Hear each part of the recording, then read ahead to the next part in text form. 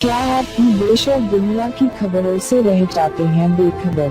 तो सब्सक्राइब कर लीजिए हमारे HT न्यूज चैनल को और बेल आइकॉन को दबाना मत भूलिएगा।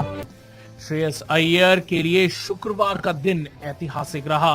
वजह यह है कि श्रेयस अय्यर ने बतौर कप्तान अपने पहले ही मैच में इतिहास रच दिया है। सबसे पहले उन्होंने 93 रन की धमाकेदार पारी खेली और इसके बाद अपनी कप्तानी से भी अय्यर ने सबका दिल जीत लिया। गौतम गंभीर के कप्तानी छोड़ने के बाद श्रेयस अय्यर सबकी उम्मीदों पर पूरी तरीके से खरे उतरे हैं। अय्यर ने 40 गेंदों में 3 चौके और 10 छक्कों की मदद से 93 रनों की धुरंधर पारी खेली। ये IPL इतिहास में किसी डेब्यू कप्तान के द्वारा बनाई गई सबसे बड़ी पारी थी।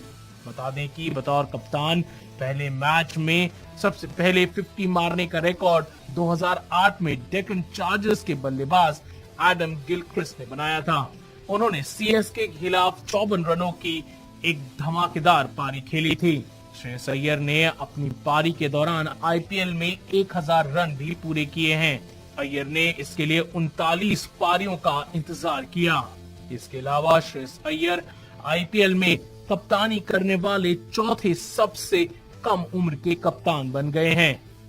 तो इस तरह अय्यर ने अपना पहला मैच जीतकर IPL 11 में शानदार आगाज किया है। श्रेयस युवा हैं, अभी जोश और आत्मविश्वास से लबरेज हैं। उम्मीद है कि श्रेयस दिल्ली को सही पटरी पर लाने में मदद करेंगे।